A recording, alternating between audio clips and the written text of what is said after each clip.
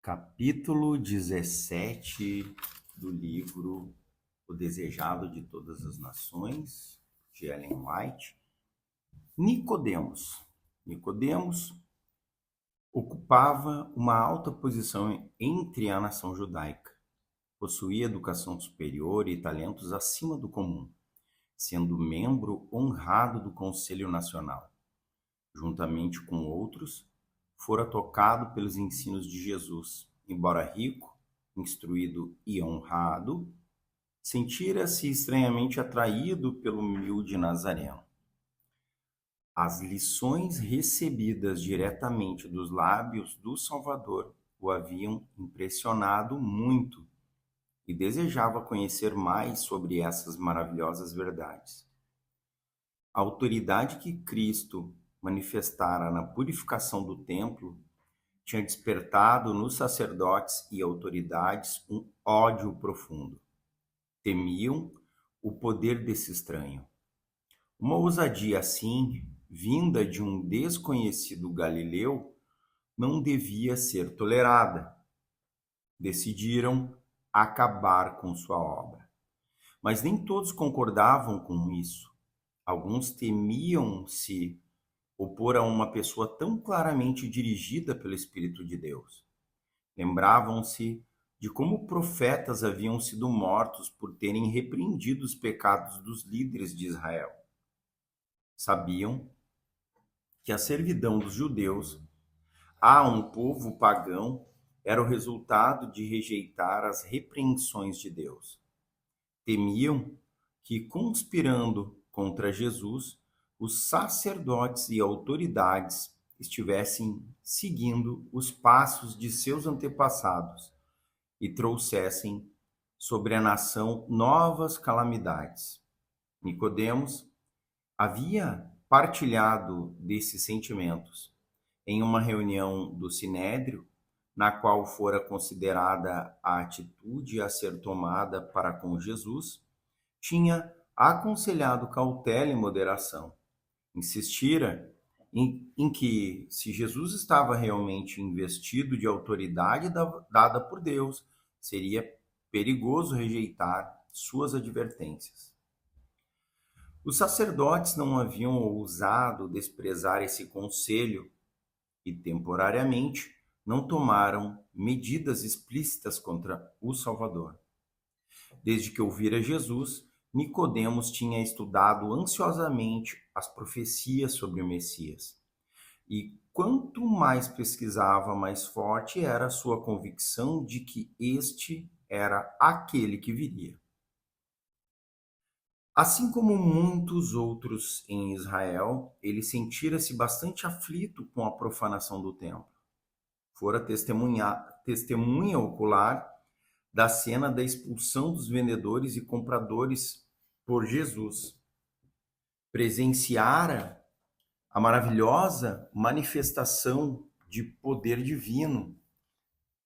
Tinha observado Salvador receber os pobres e curar os enfermos, acompanhara a expressão de alegria deles e escutara suas palavras de louvor.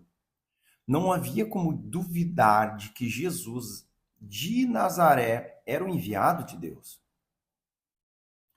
Queria muito conversar com Jesus, mas tinha receio de procurá-lo na presença de outras pessoas. Seria humilhante demais para um grande líder judeu declarar-se simpatizante de um mestre ainda tão pouco conhecido. Se esse contato chegasse ao conhecimento do Sinédrio, isso lhe atrairia o desprezo e as acusações do conselho. Decidiu conversar em segredo, desculpando-se com a ideia de que, se fosse abertamente, outros poderiam seguir seu exemplo. Depois de investigar, descobriu o lugar de retiro do Salvador, no Monte das Oliveiras. Esperou até que a cidade silenciasse no sono e foi em busca de Jesus.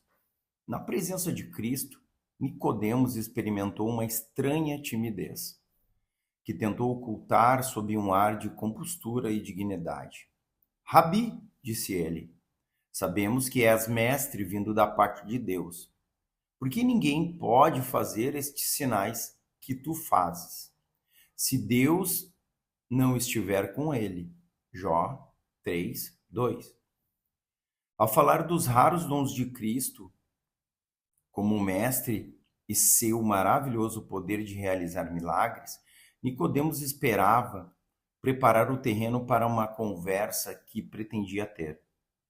Suas palavras tinham como objetivo expressar e despertar confiança, porém, na realidade, demonstravam incredulidade.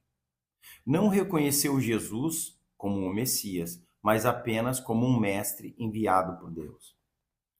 Em vez de agradecer essa saudação, Jesus fixou os olhos no visitante como se estivesse lendo o seu coração. Em sua infinita sabedoria, viu nele alguém que buscava a verdade. Sabia o objetivo dessa visita e, no desejo de aprofundar a convicção já existente no coração do ouvinte, foi diretamente ao ponto, dizendo solene, mas bondosamente, dois pontos. Em verdade te digo que se alguém não nascer de novo, não pode ver o reino de Deus.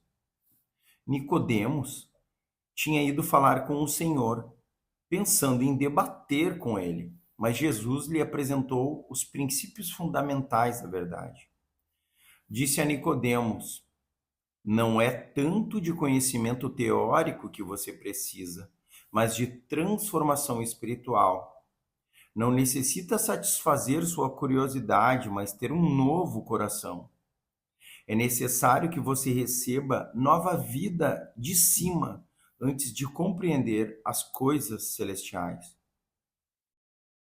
Antes que ocorra essa mudança, tornando novas todas as coisas, você não poderá receber a salvação ao discutir comigo sobre minha autoridade ou missão. Nicodemos ouvira a pregação de João Batista sobre o arrependimento e o batismo, indicando ao povo aquele que batizaria com o Espírito Santo. Ele próprio sentira que havia falta de espiritualidade entre os judeus, que, em grande parte, eram dominados pela hipocrisia e ambição mundana. Esperava que a situação melhorasse quando o Messias viesse. No entanto, a mensagem tocante de João Batista deixara de provocar nele a convicção do pecado. Fariseu rígido, orgulhava-se de suas boas obras. Era muito estimado por seus atos de bondade e generosidade na manutenção do serviço do templo e tinha certeza da aprovação de Deus. Ficou assustado com a ideia de um reino puro demais para ele, para que ele o enxergasse em sua condição atual. A ilustração do novo nascimento, empregada por Jesus, era familiar a Nicodemos. Os conversos do paganismo à fé judaica eram muitas vezes comparados a crianças recém-nascidas. Portanto, devia ter percebido que as palavras de Cristo não eram para ser interpretadas em sentido literal. Entretanto, por ter nascido israelita, acreditava ter lugar garantido no reino de Deus. Achava que não precisava de mudança alguma. Daí sua surpresa diante das palavras do Salvador. Ficou irritado pelo fato de que tais palavras foram aplicadas a ele. O orgulho do fariseu lutava contra o sincero desejo do pesquisador da verdade. Admirava-se de que Jesus lhe falasse de maneira como lhe falou, não respeitando sua posição de líder em Israel.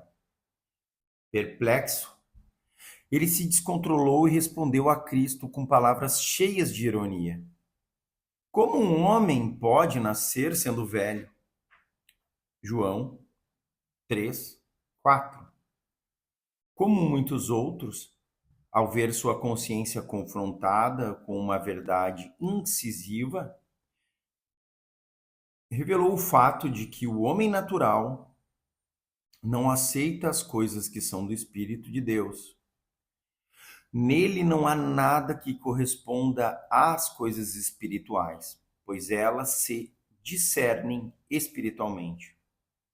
No entanto, o Salvador não enfrentou o argumento com argumento. Erguendo a mão em solene e calma dignidade, enfatizou a verdade com mais firmeza.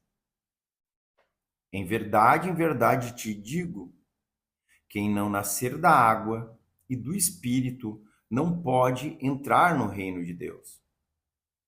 Nicodemos sabia que Jesus se referia ao batismo em água e à renovação da mente pelo Espírito de Deus. Ficou convencido de estar na presença daquele cuja vinda João Batista havia predito. Jesus continuou: o que é nascido da carne é carne, o que é nascido do Espírito é espírito. O coração, por natureza, é mau, e quem da imundícia poderá tirar coisa pura? Ninguém. Jó 14:4. Nenhuma invenção humana pode encontrar o remédio para o coração pecador. A inclinação da carne é inimizade contra Deus, pois não é sujeita à lei de Deus, nem, em verdade, o pode ser. Romanos 8:7. Do coração procedem maus desígnios, homicídios, adultérios, prostituição, furtos, falsos testemunhos, blasfêmias. Mateus 15:19. A fonte do coração deve ser purificada para que suas águas sejam puras. Aquele que se esforça para alcançar o céu pelas próprias obras, observando a lei, está tentando o impossível. Não há segurança para uma pessoa que tenha uma religião meramente formal, uma aparência de piedade. A vida cristã não é uma modificação ou melhoramento da antiga, mas uma transformação da natureza. Ocorre a morte do eu e do pecado, e surge uma vida totalmente nova. Essa mudança só pode ser realizada por meio da eficaz atuação do Espírito Santo. Nicodemos continuava perplexo e Jesus usou o vento para ilustrar o que desejava dizer. 2 pontos. O vento sopra onde quer, ouves a sua voz, mas não sabes de onde vem, nem para onde vai. Assim é todo o que é nascido do Espírito Santo. João 3:8. Ouve-se o vento por entre os ramos das árvores, fazendo sussurrar as folhas e as flores. Porém, é invisível, e ninguém sabe de onde ele vem, nem para onde vai. O mesmo ocorre quando há a atuação do Espírito Santo no coração. Como os movimentos do vento, não pode ser explicada. Talvez uma pessoa não seja capaz de dizer o momento ou o lugar exatos de sua conversão, nem relembrar todos os passos desse processo. Porém, isso não prova que ela não está convertida. Por meio de um agente tão invisível como o vento, Cristo está continuamente agindo no coração. Pouco a pouco, talvez sem que a pessoa tenha consciência do fato, produzem-se influências que tendem a atrair a mente para Cristo. Isso pode ocorrer quando se medita nele, quando se lê as Escrituras ou quando se ouvem a mensagem do pregador. De repente, quando o Espírito chega com um apelo mais direto, a pessoa se entrega alegremente a Jesus. Isto é chamado por muitos de conversão repentina, mas é o resultado de um longo processo de conquista efetuado pelo Espírito de Deus. Um processo que requer paciência e tempo. Embora o vento seja invisível, produz efeitos que são vistos e sentidos. Assim, a obra do Espírito na pessoa se revelará em cada ato daquele que experimentou esse poder salvador. Quando o Espírito de Deus toma posse do coração, transforma a vida. Os pensamentos pecaminosos são afastados e as más ações são renunciadas. O amor, a humildade e a paz ocupam o lugar da ira, da inveja e da contenda. A alegria substitui a tristeza e o rosto reflete a luz do céu. Ninguém vê a mão que suspende o fardo, nem a luz que desce das cortes celestiais. A benção vem quando, pela fé, o coração se entrega a Deus. Então, aquele poder que ninguém consegue ver cria um novo ser à imagem de Deus. É impossível à mente finita compreender a obra da redenção. Seu mistério excede o conhecimento humano. No entanto, aquele que passa da morte para a vida percebe que é uma realidade divina. Podemos conhecer o começo da redenção aqui. Mediante uma experiência pessoal, seus resultados alcançam a eternidade. Quando Jesus falava, poucos raios da verdade penetravam a mente do líder. A suavizadora conquista, influência do Espírito Santo, tocara seu coração. No entanto, não compreendeu plenamente as palavras do Salvador.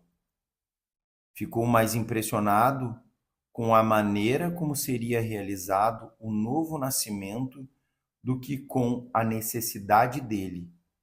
Admirado, disse: Como pode suceder isto? Tu és mestre em Israel e não compreende essas coisas? Perguntou Jesus. Sem dúvida, uma pessoa encarregada da instrução religiosa do povo não devia desconhecer verdades tão importantes. As palavras de Jesus significam que, em vez de se sentir irritado com as palavras da verdade, Nicodemos devia ter uma opinião mais humilde sobre si mesmo. Em vista de sua ignorância espiritual. Apesar disso, Cristo falava com dignidade tão solene e tanto o olhar quanto a voz expressavam um amor tão sincero, que Nicodemos não se ofendeu ao compreender sua humilhante condição. Contudo, quando Jesus explicou que sua missão na terra era estabelecer um reino espiritual e não temporal, seu ouvinte ficou perturbado. Vendo isso, Jesus acrescentou 2 pontos. Se tratando de coisas terrenas, não me credes? Como crereis se vos falar das celestiais? Se Nicodemos não conseguia aceitar os ensinos de Cristo, que ilustravam a obra da graça no coração, como entenderia a natureza de seu glorioso reino celestial? Não reconhecendo a natureza da obra de Cristo na terra, não conseguiria compreender sua obra no céu. Os judeus que Jesus havia expulsado do templo alegavam-se filho de Abraão, mas fugiram da presença do Salvador, porque não conseguiam suportar a glória de Deus que se manifestava nele. Revelaram que não estavam, pela graça de Deus, habilitados a participar dos sagrados cultos do templo. Eram zelosos em manter uma aparência de santidade, mas negligenciavam a santidade do coração. Enquanto eram meticulosos defensores da letra da lei, violavam constantemente o espírito dela. Sua grande necessidade era aquela mesma mudança que Cristo explicado a Nicodemos. Cristo tinha explicado a Nicodemos. Um novo nascimento moral, uma limpeza do pecado e renovação do conhecimento e da santidade. Não havia desculpa para a cegueira de Israel. quanto à obra da regeneração ou transformação espiritual, pela inspiração do Espírito Santo. Escrevera Isaías, dois pontos. Todos nós, como o imundo e todas as nossas justiças, como trapo de imundícia. Isaías 64, 6. Davi suplicara, dois pontos. Cria em mim, ó Deus, um coração puro e renova dentro de mim um espírito inabalável. Salmos 51, 10. E por meio de Ezequiel tinha sido dada a promessa: dar-vos-eis coração novo e porei dentro de vós espírito novo. Tirarei de vós o coração de pedra e vos darei coração de carne. Porei dentro de vós o meu espírito e farei que andeis nos meus estatutos. Ezequiel 36, 26 e 27. Nicodemos havia lido essas passagens com a mente obscurecida, mas começava a compreender o significado delas. Via que a mais rígida obediência à simples letra da lei em relação à vida exterior não poderia habilitar ninguém a entrar no reino do céu. No conceito humano, sua vida tinha sido justa e digna de honra, mas na presença de Cristo sentia que o seu coração era impuro e sua vida destituída de santidade. Nicodemos estava sendo atraído para Cristo. Quando o Salvador lhe explicou o que dizia respeito ao novo nascimento, ele ensinava a experimentar essa mudança em si mesmo. Como isso poderia ocorrer?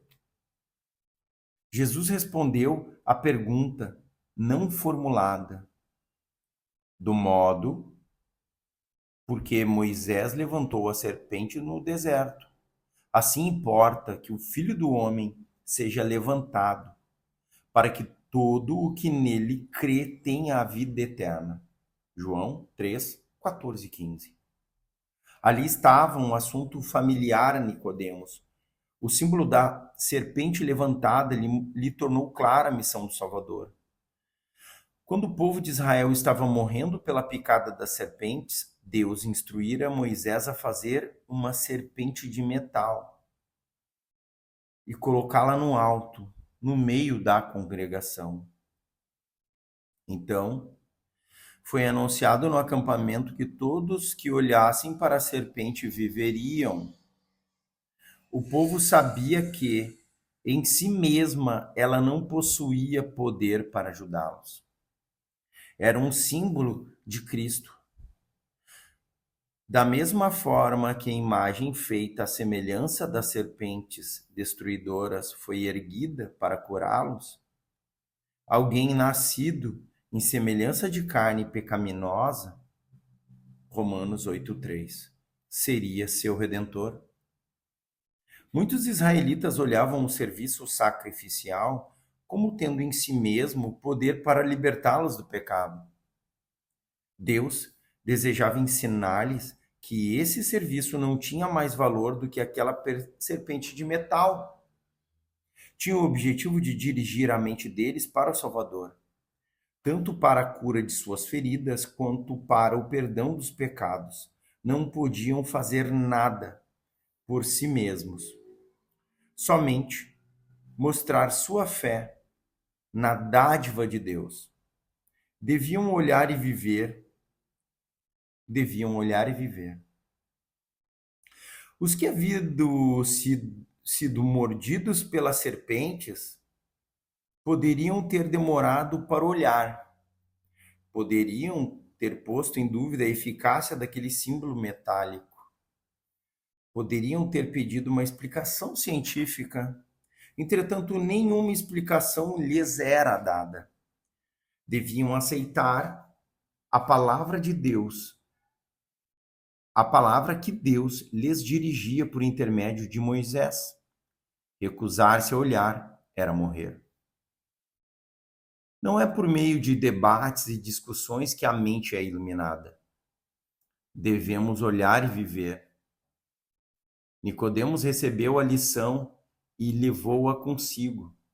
examinou as Escrituras de maneira nova, não para discutir sua teoria, mas a fim de receber a vida eterna.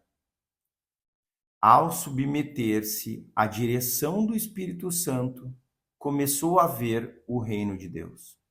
Hoje em dia, milhares de pessoas necessitam da mesma verdade ensinada a Nicodemos, por meio da serpente levantada. Confiam em sua obediência à lei de Deus para obter sua aprovação. Quando são convidados a olhar para Jesus e crer que ele as salva apenas pela sua graça, exclamam: como isso pode acontecer?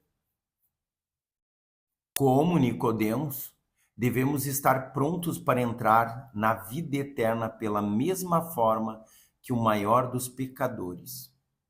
Além de Cristo, não existe nenhum outro nome dado entre os homens, pelo qual importa que sejamos salvos. Atos 4:12. Por meio da fé, recebemos a graça de Deus, mas a fé não é nosso Salvador. Ela não obtém nada. Ela é a mão que se apega a Cristo e se apodera de seus méritos, o remédio contra o pecado.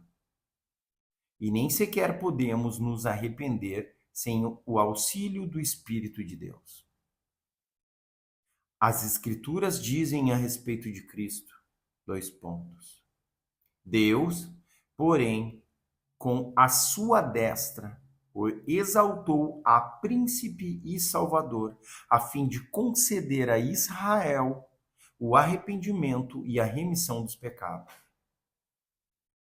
Atos 5:3-1.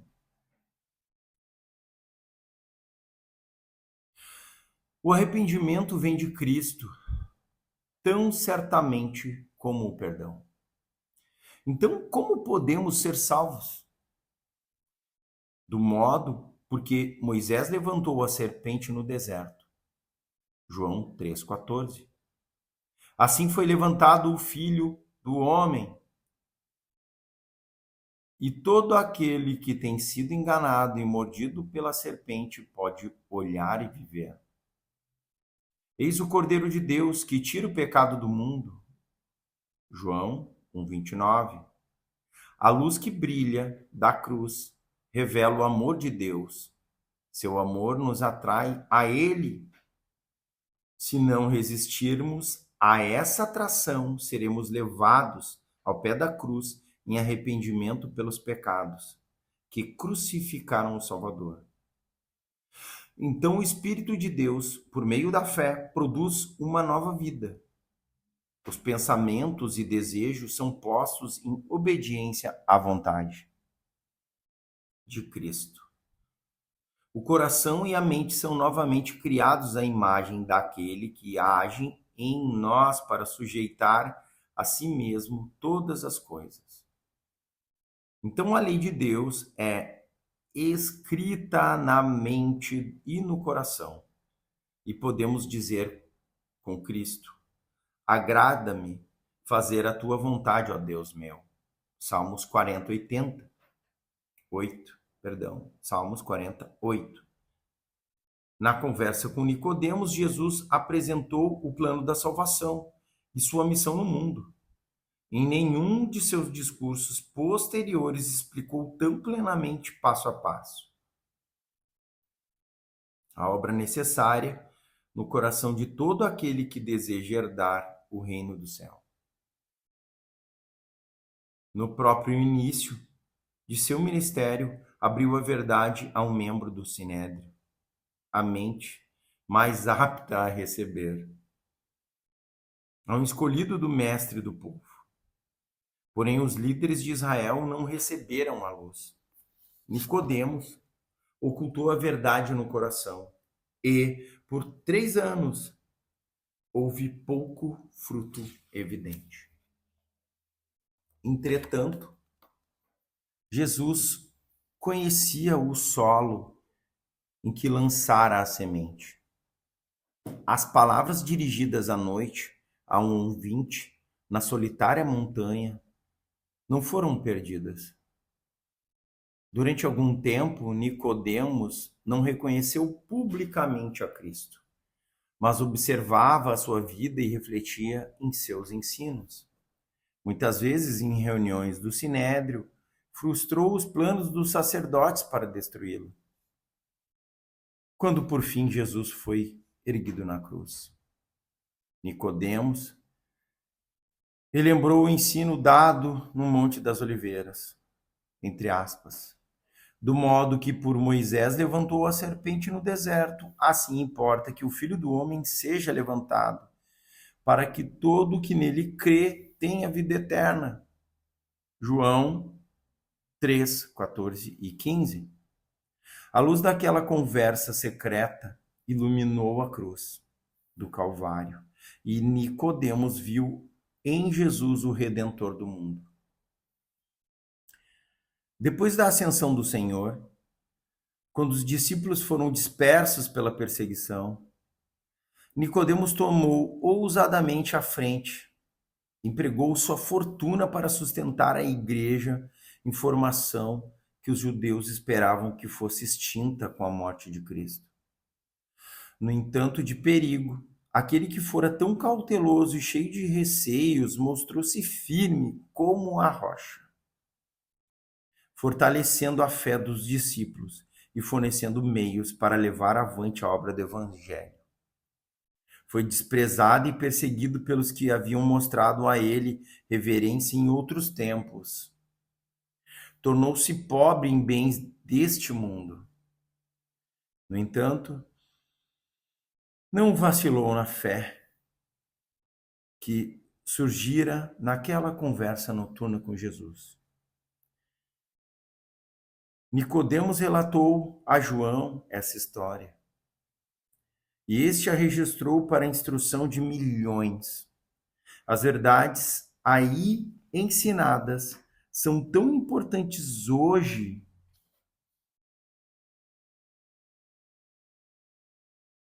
em dia como naquela solene noite, na escura montanha, quando o líder judeu foi aprender como humilde mestre da Galileia, com o humilde mestre da Galileia, o caminho da vida.